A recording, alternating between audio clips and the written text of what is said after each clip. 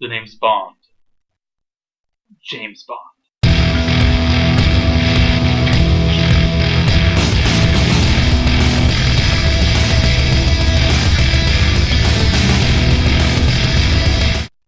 Hey guys, sorry for that awful impression, but you know what? I'm not James Bond. But today on Top 5 Mondays, we're going to be talking about my top 5 James Bond films.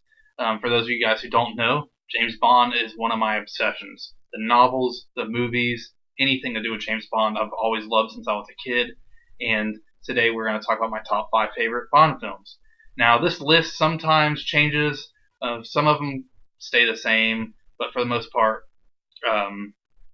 they change sometimes. There's a couple on here that sometimes drop off the list and then go back on the list. But right now, these are my top 5. Let's go ahead and get started.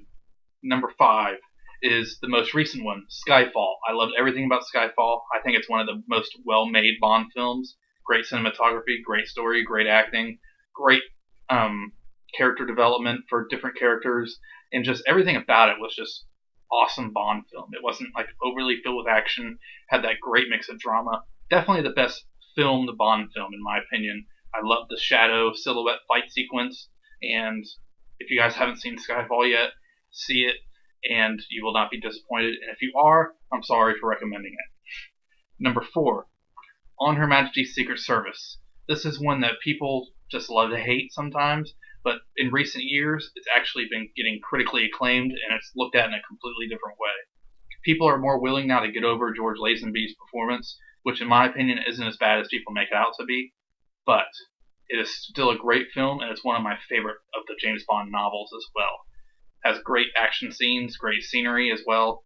Has a great story between James Bond and his love interest in the movie that hasn't really been done in a Bond film before up until recently, like with Casino Royale and certain things. We're actually able to see a more vulnerable side of James Bond. And I think that's part of the reason why it failed when it came out originally, because people were not used to this kind of Bond. And because, George Lazenby wasn't the greatest. But I still love the movie in general, and it has one of my favorite scores. Also, it does have one of my favorite sequences in the film, and it's where James Bond is in an office trying to break into a safe, and it's intercut with footage of the guy's office. He's the guy who was in the office is leaving the building, and he's coming back, and it's just perfect suspense build up on how they filmed this scene. Alright, now number 3 is The Man with the Golden Gun. Another one that a lot of people love to hate, but the thing is, this is one of the first Bond films I ever saw. Roger Moore is my favorite James Bond, and this film is just fun on so many different levels. One, of course, the direction. I think the direction of the film is awesome. I love anything that's set in Asia, pretty much. It had some really fun stuff. It was really lighthearted, had a lot of humor in it. But the funhouse scenes that are in the movie, like on the island with Christopher Lee, who plays Man with the Golden Gun, who's the villain.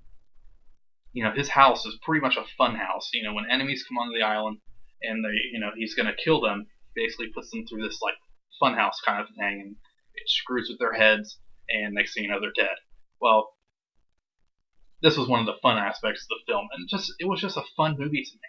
And I know a lot of people hate it, but and I understand why, because it's definitely not the best quality Bond film, but it was a whole lot of fun, and that's why I love it so much. Number 2, The Spy Who Loved Me. Now, this is the first Bond film I ever saw, and I have loved it since I first saw it. It is the second Bond film that I could watch repeatedly, along with the number 1 Bond film that I'm going to talk about. I loved everything about it. The action scenes, you could definitely tell that it was a box office success. They were coming off of Man with the Golden Gun a few years in between, and then they were like, you know what, let's just make that Bond film that everybody's going to love. They went all out with this film. They took a novel that's actually not the greatest of the novels. It's kind of boring in some aspects, and they completely changed it. It's like they kept the name, some of the characters, and threw in an awesome plot regarding world domination and destroying the world in order to create your own. This is the introduction of the Jaws character, who's my favorite Bond, henchman, nemesis, enemy, and it has a great enemy, played by, I forgot his name, but played by a cool guy who also you might have, Kurt Jurgens is his name. He's a German actor. I knew him growing up in The Longest Day as one of the German generals, but it's a great film with a pretty awesome ending too. And now for the number 1 Bond film, which is probably universally known as the greatest Bond film. It is Goldfinger. Great film. You know, it was the Bond movie that started the franchise, you know, merchandise kind of stuff.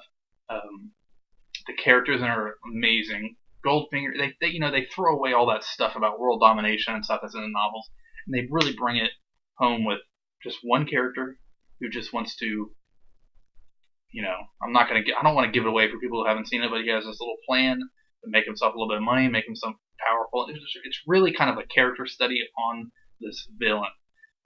Well, not really a character study, but it's just such a great, easy Bond film. It's definitely probably the most accessible one to watch out of the classic ones. For people that might not ever be into Bond films, I would say watch Goldfinger. It's such a fun movie from beginning to end, and it's one of those movies that goes by really fast. And it just has great, probably one of my favorite Bond films when it comes to scenery. It has beautiful scenery that I think is only matched in movies like Skyfall, which pays homage to a lot of things in Goldfinger. So, there goes my top 5 James Bond films. I hope you guys liked it. I hope you guys are enjoying this top 5 series. Don't forget to go back and check out my top 5 favorite Batman films if you haven't done it. And also, I recently saw Evil Dead, and you need to check out that review too. So guys, please like, comment, subscribe to my channel if you haven't subscribed to my channel, and I will see you guys in the next video.